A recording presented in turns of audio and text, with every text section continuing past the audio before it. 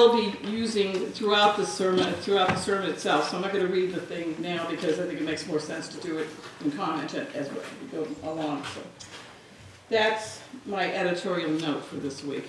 It doesn't happen often, but it does sometimes. All right. Well, last week's sermon closed with the magnificent service of worship in God's throne room, in praise and honor and glory of God Almighty and the Lamb. And it resounded through all of creation. There were like millions of angels singing at the end. I don't think that we can really apprehend the majesty of what was happening there. But the overall focus of chapters 4 and 5 of Revelation is worship. And that is preparatory for what's going to come next. And the next thing is the wrath of God unleashed. That's where we're going today with chapter 6. It's the beginning. So Warren Wiersbe, in his New Testament commentary on Revelation, observed, "It seems strange to us that worship and judgment should go together. But this is because we do not fully understand either the holiness of God or the sinfulness of man. Nor do we grasp the total picture of what God wants to accomplish and how the forces of evil have opposed him. God is long-suffering, but eventually he must judge sin and vindicate his servants." So in chapter 6 we enter into this beginning time of the Great Tribulation. We've all heard that term. And it continues on in chapter 7, and it's going to be a period of what Wiersbe calls retribution, response, and redemption. So the first several verses describe this period of retribution, with the coming of what has been called the 4 horsemen of the apocalypse. Now this imagery of these 4 horses also appeared in the prophecy of Zechariah, who saw 4 chariots with red, black, white, and dappled horses. And at the reins were the 4 spirits of heaven, who stood in the presence of the Lord, but were sent out to the 4 corners of the earth to accomplish God's purpose. So that was a prophetic picture of something that happens later on in Revelation. But those 4 horses appear here as well. And John sees the horses and the riders who are called forth one by one to accomplish God's purposes in the end times in a different way. So we need to understand that God himself is not creating evil or havoc through his command, but he is finally taking away his hand of grace over the whole earth, by which he has held back the full import of the unbridled power of evil since Eden, basically. So the condition of humanity at the end will reflect the full extent across the earth of the condition that the Apostle Paul wrote about in Romans 1. And you might remember this, men, because I know you studied Romans 1 with Bible study. But right in the first chapter, Paul doesn't mince any words. He tells us what the condition is. He said, "The wrath of God is being revealed from heaven against the godlessness and wickedness of people, who suppress the truth by their wickedness, since what may be known about God is plain to them, because God has made it plain to them. For since the creation of the world, God's invisible qualities, his eternal power and divine nature, have been clearly seen, being understood from what has been made, so that people are without excuse. For although they knew God, they neither glorified him as God nor gave thanks to him, but their thinking became futile, and their foolish hearts were darkened. Although they claimed to be wise, they became fools and exchanged the glory of the immortal God for images made to look like a mortal human being, or birds, or animals, or reptiles. Therefore God gave them over to the sinful desires of their hearts. They exchanged the truth about God for a lie, and worshipped and served created things rather than the Creator, who is forever praised." So that's the climate that we see here before the first horseman comes. I think you can recognize some of those qualities in our climate now, in our culture. So beginning with verses 1 and 2 of Revelation 6, we are introduced to the first horseman. John says, "I watched as the Lamb opened the first of the 7 seals. And then I heard one of the 4 living creatures say in a voice like thunder, "Come!" I looked, and before me was a white horse. Its rider held a bow, and he was given a crown, and he rode out as a conqueror bent on conquest. Well, you know, there's a lot of disagreement among scholars as to who this first rider is. You know, in this sermon series, and it's taken me a long time to write these sermons, by the way, I'm working with the writings of 5 different scholars. I've got a stack of books this big I'm looking at for every one of these passages. And I've mentioned Ray Stedman's book, God's Final Word. I find that one really helpful. And Warren Wiersbe's New Testament commentary on Revelation is also very helpful. But I'm also looking at the Bible Speaks Today series that's edited by John Stott, the Revelation commentary. And then also a commentary on the Revelation of God by George Eldon Ladd, who was once the professor of New Testament at Fuller Theological Seminary in California. And also the Revelation of St. John the Divine by G.B. Card, who was a New Testament scholar, very famous at Oxford University in the 1960s. So this is a breadth of information from a couple of different areas, different time periods too. So on this first rider, the minority view is connected to Revelation chapter 19, verses 11 through 12. And this is what we'll read later when we go to that chapter. John said, "I saw heaven standing open, and there before me was a white horse, whose rider is called Faithful and True. With justice he judges and wages war. His eyes are like blazing fire, and on his head are many crowns." So if we take these 2 passages together, the one about the first horseman of the apocalypse and this one about this figure faithful and true, we see there's really only one similarity. They're riding white horses. That's it. Now the rider in chapter 6 is given a crown, so we presume that's given to him by one of the 4 creatures that's called him forth. But the Greek word for crown here is the crown of honor that's given to one who's a victor in battle. So it's a single crown, specific kind of crown. But the figure in chapter 19 is depicted as already wearing his crown when he rides in, or crowns, because that's what the Greek word says. The Greek word is diadema, from which we get diadem. A diadem is many crowns. So while the figure in chapter 19 wages war as part of his judgment of the world, the rider in chapter 6 is holding a bow, but he doesn't have any arrows. Can't wage any war without arrows, right? So he's not going to wage war in the same sense that this figure in chapter 19 can. But we mustn't forget that he's bent on conquest of another kind. Now, some commentators try to stretch the meaning to say the first rider is Christ himself, but it can't be, because it's Christ who's depicted in chapter 19, wearing the many crowns. But also, Christ the Conqueror wouldn't be summoned forth by a lesser being like one of the 4 creatures. Just wouldn't happen. Now, others try to depict the rider in chapter 6 as symbolic of the gospel being preached to the whole earth before the coming tribulation. I've heard that, as you may have too. But it really doesn't fit with the context of the other 3 riders, whose work is to bring retribution to the world in the end time. But the similarity to the riders, between the riders in chapter 6 and chapter 19 can't be dismissed, and it's important to not miss this. There's only one being in all of creation who is desiring to both mimic Christ and defeat Christ. Satan. He is the great counterfeit. He is the great imposter. And so everything Satan does is designed to bring power and worship to him. Satan masquerades as an angel of light. He's the father of lies, and lying is his native tongue. This is what the Bible says about him.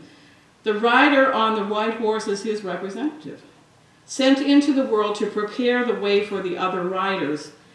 And his weapons are lies and misinformation, intimidation, suppression, and oppression. And so this rider is either the Antichrist or the spirit of Antichrist. So the conquest that he wants to do is one that is not a blood conquest. It is a conquest of the mind and soul.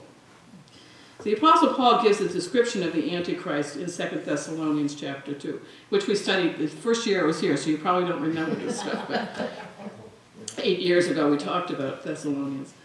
He says, don't let anyone deceive you in any way. Is anybody being deceitful out there today? No. There are a lot of deceiving voices out there. And they all say the same thing. Don't let anyone deceive you in any way, for the day of the Lord will not come until the rebellion occurs and the man of lawlessness is revealed, the man doomed to destruction. He will oppose and will exalt himself over everything that is called God or is worshipped, so that he sets himself up in God's temple, proclaiming himself to be God. So the man of lawlessness, that's another word in the Bible for the Antichrist, must appear before Christ returns. He's bent on conquest that's going to be of the mind and the soul. He could be a powerful political leader. This is, kind of what people think today. It's going to be someone whose influence is worldwide, very charismatic figure. It's not hard for us to see when everything on the internet, somebody burps in China, it's on your screen tomorrow, or even in 5 minutes. You can see that it would be very plausible that you could have someone that's one person charismatic that could have the whole world going after him. He will deceive people, though, with lies, to follow him to their ultimate doom. That's his job. He's going to alter the spiritual and cultural climate of the world to open the door for these next 3 riders. That's what his job is. He's preparing the ground, if you will. So if we read on to the next rider in verses 3 and 4. When the Lamb opened the second seal, I heard the second living creature say, "Come!" And then another voice came out, a fiery red one. Its rider was given the power to take peace from the earth and to make people kill each other. To him was given a large sword. The next horse is red. It's the color of blood. Its rider is war, as the Antichrist exchanges his empty bow for a great sword. So you have somebody coming out now with a great sword. He will conquer peace with anarchy, even down to the community level, with mob violence, as well as threats of warfare on a global scale. Ray Stedman observed that in John's day there was no conception of weapons of mass destruction. But the massive scale of war that John saw could best be captured in his worldview by a supersized sword. It's like a sword that probably no human being could carry. It's huge. The most efficient weapon of destruction available then. So some commentators think this may be a harbinger of a nuclear bomb. That's what he may be seeing here. Now verses 5 and 6 describe the third rider. When the Lamb opened the third seal, I heard the third living creature say, "Come." I looked, and before me was a black horse. Its rider was holding a pair of scales in his hand. And then I heard a voice that sounded from among the 4 living creatures saying, 2 pounds of wheat for a day's wages, and 6 pounds of barley for a day's wages, and do not damage the oil and the wine. Now, Wiersbe, I don't agree with him on this. He interprets this next rider to be famine. But it doesn't fit, because famine is the province of the 4th rider, as we'll see. Stedman sees the rider as economic upheaval and scarcity akin to rampant inflation, recession, or panic. I think this is more right on for what we're talking about here. The vision of the third rider doesn't portray food as being scarce, but the ability to purchase food is almost out of reach because of inflation or recession. What he's saying is a full day's pay would only feed 1 mouth, not a family. That's if you wanted wheat. If you wanted barley that was cheaper and less nutritious, you could get more, but it's still not going to feed your family. So economic scarcity may well be the justification that Antichrist will use to impose the rigid structures on buying and selling that will be detailed in chapter 13 of Revelation.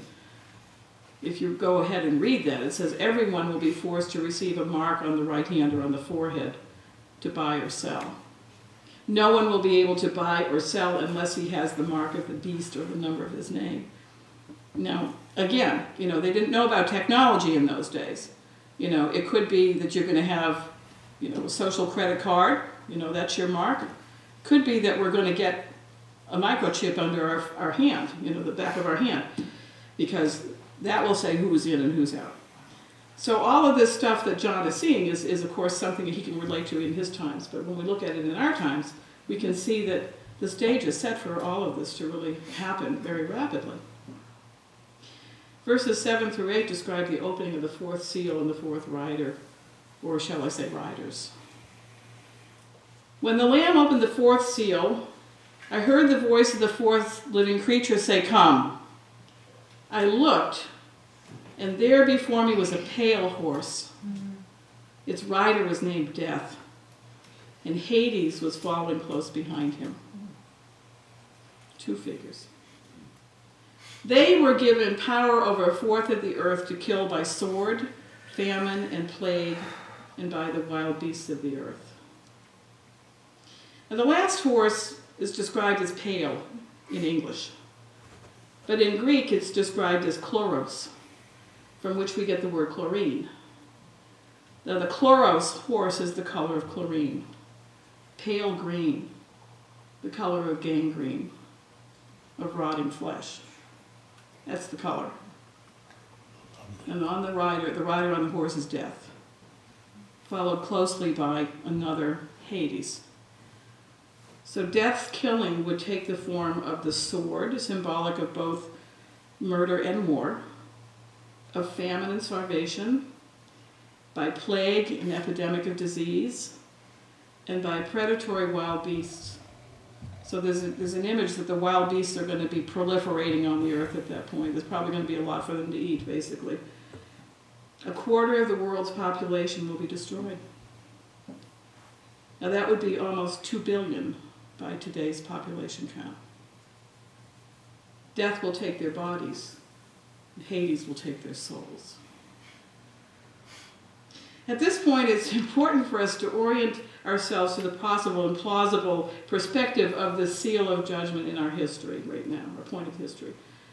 As I observed last week, our compass must be the Bible. I mean, the Bible is the best proof of the Bible, okay? The Old and New Testaments.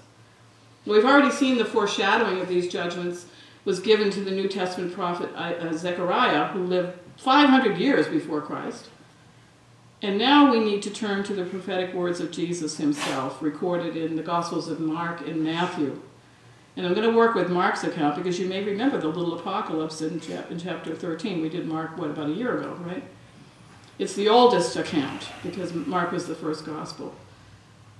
So during Passion Week, after the Last Supper and before he went to the cross, Jesus taught his disciples about the signs of the end of the age, the end times. Now first Jesus warned the disciples, and in parenthesis us, okay, not to be deceived by false messiahs claiming to be sent by Christ. Now here's the warning of the first rider on the white horse, who is both the great deceiver and the father of lies, and one claiming the authority which belongs to Christ alone. People are going to worship him. He's the Antichrist. The rider has a bow but no arrows, and his war is against the person's mind and soul. So if you look at the world today, and particularly the culture in America, we can see this happening. We see it. Perhaps the most effective proponent of this has been our educational system, and this has begun in colleges and universities decades ago, probably as early as the 1920s. I just read an article this week from thestream.org. I don't know how many of you read The Stream. I know Belinda and I read it. It's a Catholic evangelical news feed. The mission is to help people of faith wrestle with difficult issues facing our nation and culture. That's from their website. I find it, quite illuminating to read this every day. And so there was an article just the other day by a writer named Brian Godawa that traced the decades-long consequences of indoctrination of college students, which has trickled down to the secondary, elementary, and even primary school students. And so this is a lengthy quote. I'm going to read it to you because I think it's worth hearing.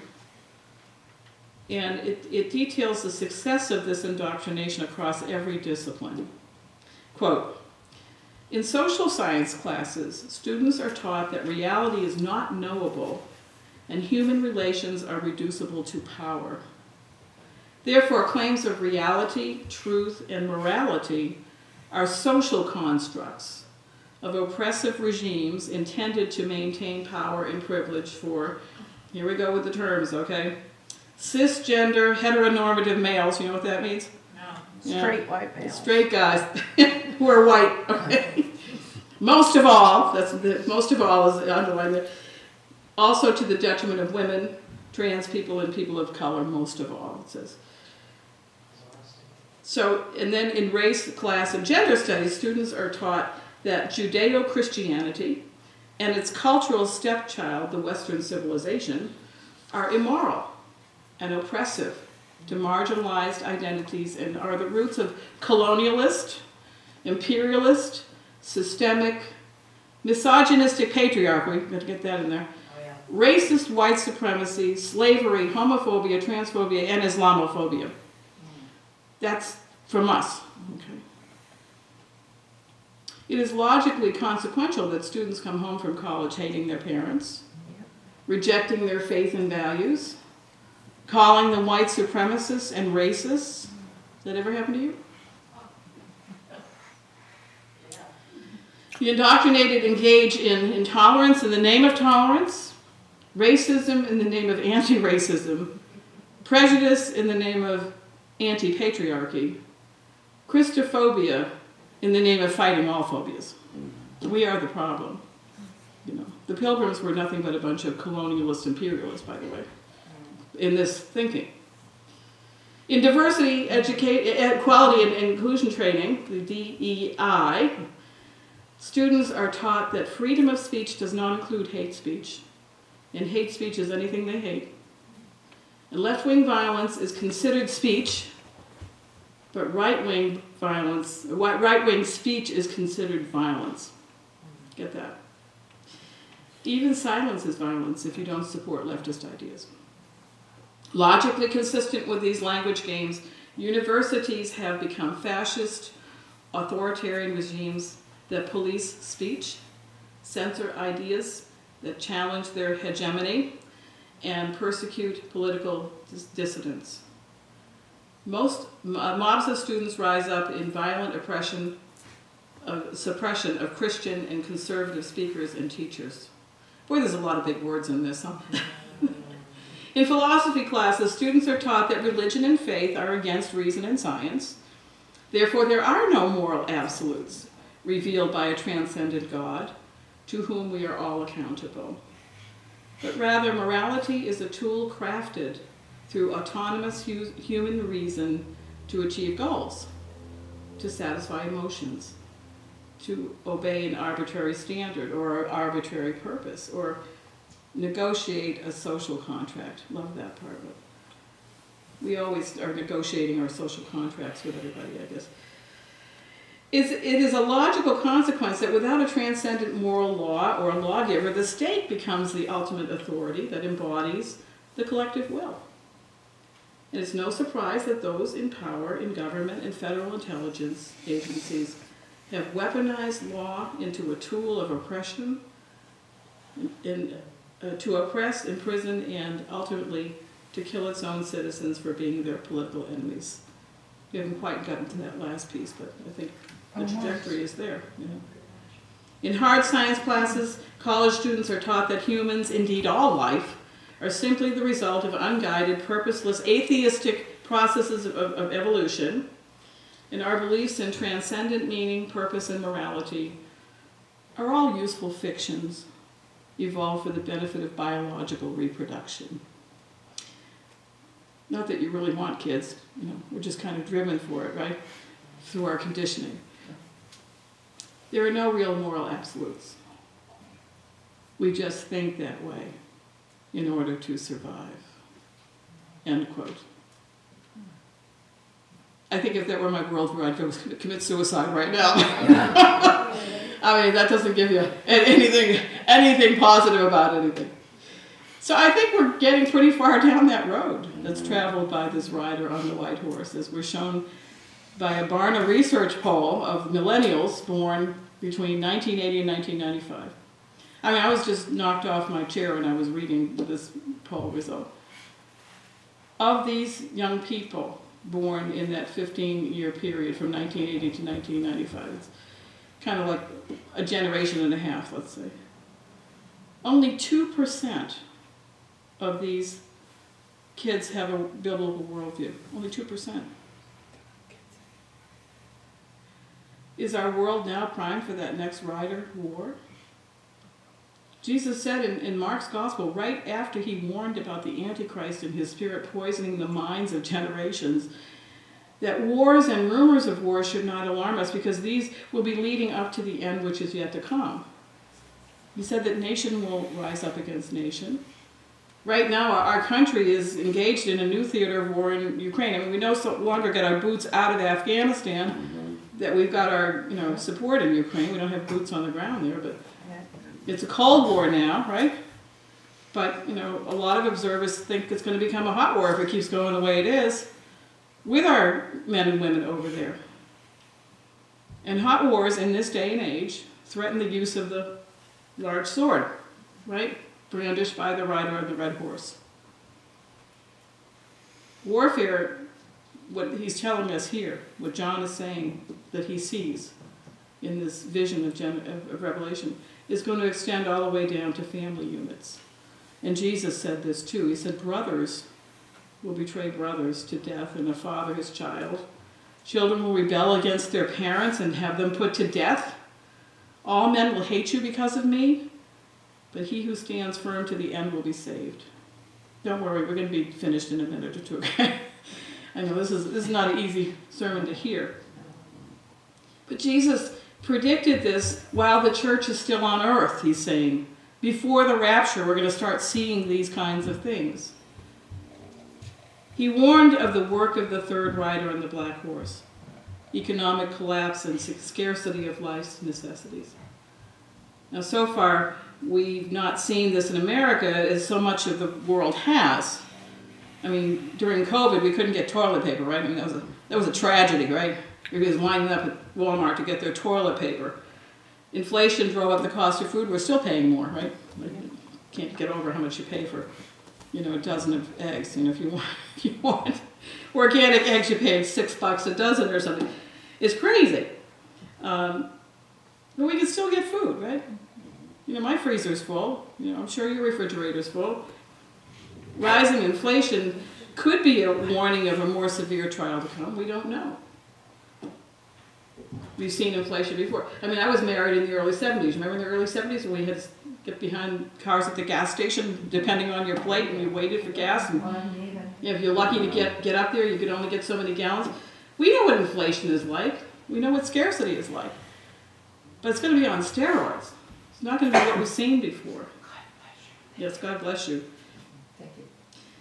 Jesus said, nobody knows the timing of this. He didn't even know it. He's the only God the Father does. But we have the warnings, you see. And so when this fourth rider, death, makes his appearance, these upheavals are going to prepare the way for the consummation of evil, which will decimate a quarter of the earth's population by starvation, plague, probably something like a truly deadly iteration of COVID-19, perhaps already in development in a lab somewhere on the earth. And the proliferation of ravenous wild beasts are going to be preying on human beings. Now, I know you want to do this. I think some Christians, they just want to block their ears and shut their eyes to the signs around because they think they have nothing to worry about, right? I'm good. Me and Jesus were just good. After all, the rapture is going to remove me from these upcoming disasters, right? But if you think that way, it's a sin. Because Jesus didn't just give you a free get into heaven card, right? He gave you work to do, right? He gave us marching orders. He wants us to build the kingdom while we're here. We're not just here to, have a safe coasting ride to heaven. We have to do something. What are we supposed to do? We're supposed to be his witnesses. Not only when our lives are fruitful and prosperous, not only to say, praise God, thank you, God, for that blessing, when it's easy, but most critically now, when life's getting tough. Yeah, our salvation is secure. I'm not worried about that. Are you? I'm not worried about that. But we have loved ones and friends, children and grandchildren who will perish if we do not share with them the truth that we know in our lives. Christ guarantees that, but only if you know him. Think of the young people in your life. Think of the 2% that only know the Lord. 98% of the kids walking around, they haven't a clue. And a lot of that's on us as churches. We have not prepared our people properly. The barnacles should be etched in our minds. Unless they get to know the truth, we are not going to see them in heaven. My daughter's not going to be there with me, and any grandchildren I might have. It doesn't bear envisioning where they're going to be. How many of you read Give Him 15 every day?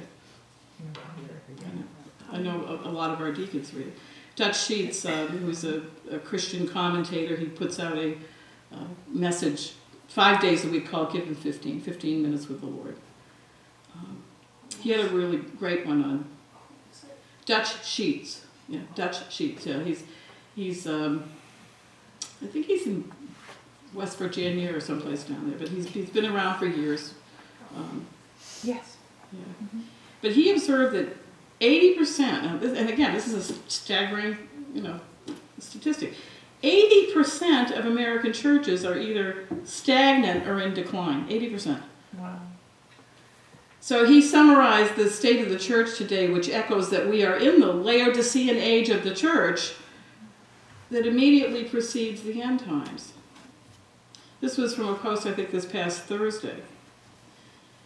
The sad reality is that the lukewarm, complacent, get along with everyone, watered down, entertainment-oriented, storytelling, prayerless American church has lost most of the Gen X, the millennials, and Gen Z to humanism and progressivism. Yes, this can be reversed, and I believe it will be, but only through a massive two-pronged revival. Salvation must awaken the hearts and consciences, turning them to God and His Word. This must come first. Reformation can then restore and rebuild our government, education, and other aspects of our society, end quote. I agree with his assessment, by the way. We all know that revival must precede reformation and restoration. And all of this needs to be what precedes the 3 R's of the end time that I spoke about at the beginning of the sermon: retribution, response, and redemption. We've got to have the revival. That's your end time harvest. We've got to do that. So this, I think, brings a couple questions for us. Where are we as Chiltonville Congregational Church? Where are we in those present day statistics of the church? Are we stagnant or in decline like the 80%? Are we? No, I don't think so. Are we growing like the 20%? No. Now, Dutch Sheets observed that even in this stagnant is not really growth, because 95% of the 20% is from sheep migration. You know what that is? It just moved from one paddock to another. So people transferring from one church to another. Maybe a more lively church, one with more entertainment, let's say. It's not from conversions. It's not from people coming to know the Lord for the first time. Or are we perhaps in a smaller category of a faithful remnant? Yeah. I think if you look at our growth pattern, we lost a lot of people during COVID. I think a lot of that was the Lord pruning the body. I really do. I think there was a lot of pruning going on because there was a real bifurcation in the church of, what one part believed and what one part didn't. And there was always an undercurrent of tension. So I think the Lord, was doing the pruning there. And we've had quite a few people come in, and love you all, I'm glad you came in. But you came in from other churches that, either were closed or they just weren't giving you the word anymore. So, but that's good. I think that's good growth. But we didn't get anybody saved in there. So we have, we're kind of in a hybrid situation. But I think we are in that faithful remnant category. I see promising growth of a more significant kind. Because a large proportion of you are growing much deeper spiritually. I see that. You know, when I first came here 8 years ago, I couldn't have done a sermon like this, you know. You would have shown me that after the 3 months that Bill asked me to fill in at the end of the year, you would have said, okay, see you later. It's nice knowing you, but, you know, we don't want to hear any more of that, you know. Yeah, I remember growing up in the Baptist church, and all we ever heard was hellfire and brimstone. I was like, what? I don't want to hear any more of that. So, yeah, we've matured to the point where we can deal with these more hard things. But it brings me to a second question. How are we using that spiritual growth to inform and guide us in our commitment to the Lord, to be His witnesses in our corner of the world? Because every one of us has a little place in the world, don't we?